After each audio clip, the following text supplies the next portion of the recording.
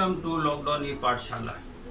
आज हम जो आपको बताए थे अलजेब्रिक समीकरण, सरल समीकरण, उसके हल के बारे में चर्चा करेंगे। तो इस हल के बारे में आज जानने के लिए देखिए हमने एक प्रश्न लिखा है कि x जोड़ 3 बराबर 6। इसमें एक दो बिंदु को याद रखिएगा कि क्लास 7 में हम लोग जो सरल समीकरण पढ़ रहे हैं उसमें एक समीकरण में एक ही चर राशि का प्रयोग होगा, एक से ज़्यादा चर राशि का प्रयोग नहीं होगा।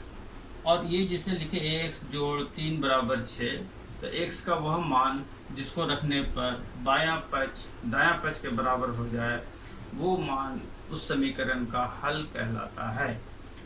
तो जब प्रश्न ये होगा कि समीकरण का हल निकालिए, तो उसका कहने का अर्थ ये होगा कि वो समीकरण में जो चर राशि दी हुई है उसका मान निकालिए। देखिए कैसे निकालेंगे, इसकी दो विधि से हम लोग बात करेंगे, एक टेबल के द्वारा और एक आगे बताएंगे। पहला विधि में क्या है, x जोड़ 3 बराबर 6। आप टेबल बना लीजिए, इसमें लिखिए जो चर राशि है उसका मान यानी x का मान, इधर लिखिए बायां पक्ष दायां पक्ष, यहाँ लिखिए हल, और हल में लिखिए कि हल है या नहीं। हम x का मान पहले 1 रखें। जब यहाँ पे 1 रखेंगे तो 1 जोड़ 3 कितना हुआ 4, बायां पक्ष में 4 आया, दायां पक्ष में कितना 6। फिर x का मान हम लोग रखे कितना 2, तो 2 जोड़ 3 5, बायां पक्ष में आया 5 और इसमें आया कितना दायां पक्ष में 6। फिर x बराबर 3 रखेंगे हम लोग, तो यहाँ होगा 3 जोड़ 3 6, बायां पक्ष में 6 और दायां पक्ष में भी 6, तो दोनों बराबर हो गया। इसका मतलब हो गया कि जो x का मान 3 है वो इस समीकरण का हल है। आइए हम दूसरे विधि पर डिस्कस करते हैं। एक दिया हुआ है समीकरण कि n जोड़ 5 बराबर 19, तो n का वो कौन सा मान होगा जो इस समीकरण का हल होगा। तो हम लोग इस पर ध्यान ये देंगे कि एक चर और अचर राशि है, तो चर और अचर राशि के बीच में जो संबंध है उस संबंध पर ध्यान देंगे। तो यहाँ पर संबंध क्या है, दोनों के बीच में संबंध कहने माने गणितीय संबंध। कैसा संबंध है, जोड़ का। जब जोड़ का संबंध रहेगा, हमको हटाना है इसमें से बाएं पक्ष से हमको अचर राशि को हटाना है। तो हम लोग 5 है जोड़ में, अगर 5 को घटाव कर देंगे उसमें यानी 5 घटा देंगे तो 5 उसमें से हट जाएगा। जब बायां पक्ष से अगर घटाएंगे तो आपको उसी के साथ साथ दायां पक्ष में भी घटाना है। यानी आपको ये करना है कि n जोड़ 5, ये तो पहले से दिया हुआ है, इसको हटाने के लिए यहाँ क्या किए 5 घटा दिए। जब इधर किए तो यही काम आपको यहाँ भी करना है, बराबर हो जाएगा। अब देखिए 5 में से 5 जाएगा तो 0, यानी यहाँ सिर्फ बच जाएगा n, यहाँ 19 में 5 जाएगा तो 14। तो ये जो n बराबर 14 निकला, ये इस समीकरण का हल होगा। ठीक, आइए अब दूसरे प्रश्न पर चर्चा करते हैं। यहाँ पर देखिए चर राशि है, लेकिन चर राशि के साथ एक संख्या भी है गुना में, 2x। अचर राशि है 3। तो पहले किसको हल करेंगे, तो सबसे पहले जो अचर राशि है जिसमें चर राशि नहीं है, सिर्फ अकेले है, पहले उसको हल किया जाता है। तो यहाँ पर हम देखेंगे कि ये जो चर राशि पूरा है और ये अचर के बीच में क्या संबंध है, घटाव का। तो जोड़ेंगे, यानी हम लोग यहाँ लिखेंगे कि 2x - 3, यहाँ पर +3 करेंगे, और जब बायां पक्ष में +3 होगा तो दायां पक्ष में भी +3 होगा। अब यहाँ पर क्या बच गया, ये 3 3 0 हो गया, यहाँ बच गया 2x, और यहाँ कितना हो गया 18। अब देखिए ये जो 2 है अचर और x क्या है चर, ये दोनों के बीच में क्या संबंध है, गुना का।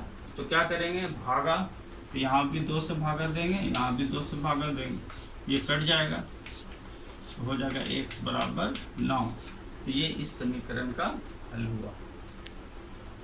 अब देखिए तीसरा प्रश्न में, इसमें चर राशि 1 है, लेकिन बाएं पक्ष में भी है दायां पक्ष में भी। तो सबसे पहला काम ये करना है कि चर राशि को बायां पक्ष में लाना है। तो बाएं पक्ष में लाने के लिए क्या करेंगे, यहाँ पर है 4y + 7, यहाँ पर +2y है, तो उधर से हमको हटाना है, तो इधर भी -2y करेंगे, यहाँ भी 2y है तो -2y यहाँ भी होगा, और +11। अब देखिए 2y कट जाएगा। अब यहाँ पर कितना होगा, 4y - 2y 2y बचेगा, +7 बराबर यहाँ कितना बच गया 11। अब हम लोग क्या करेंगे, तो पहले से जैसे हम लोग को ज्ञात है कि इसमें अचर राशि को हटाएंगे, यहाँ होगा 2y + 7 - 7 11y - 7। अब देखिए यहाँ पर यहाँ पर कितना बच गया 2y बराबर ये 7 7 0, 11 में से 7 गया 4। अब इसके बाद क्या बचता है,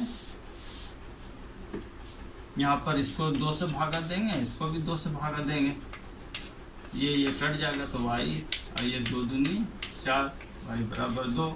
इस समीकरण का हल हो गया y बराबर 2। देखिए, आप जो समीकरण का हल निकालते हैं उसको जांच भी कर सकते हैं कि सही है कि नहीं। जैसे अभी मेरा जो समीकरण हम निकाले, जो मेरा समीकरण था कि 4y जोड़ 7 बराबर 2y जोड़ 11, तो हम लोग जब इसका हल किए तो मेरा हल कितना निकला 2। अगर ये प्रश्न आ जाए हल नहीं करने के लिए कि ये समीकरण ऐसा दिया हुआ है और इसमें दिया है क्या इस y बराबर 2 इस समीकरण का हल है कि नहीं है, चेक कीजिए। तो आप कैसे कीजिएगा, तो पहले LHS लीजिए।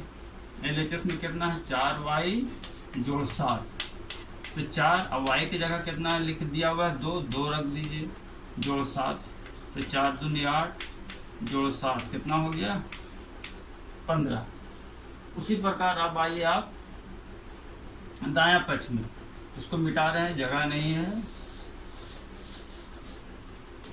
ये हो गया। फिर आ जाते हैं हम लोग RHS में, तो RHS में कितना है वहाँ पर 2y जोड़ 11, y का मान कितना दिया हुआ प्रश्न में 2, तो होगा 2 गुने 2 जोड़ 11, ये हो गया 4 जोड़ 11 बराबर 15। तो आपने क्या देखा कि LHS जो है वो RHS के बराबर है, अर्थात ये जो हल दिया हुआ है y का वो सही है। इस समीकरण का हल y बराबर 2 ही।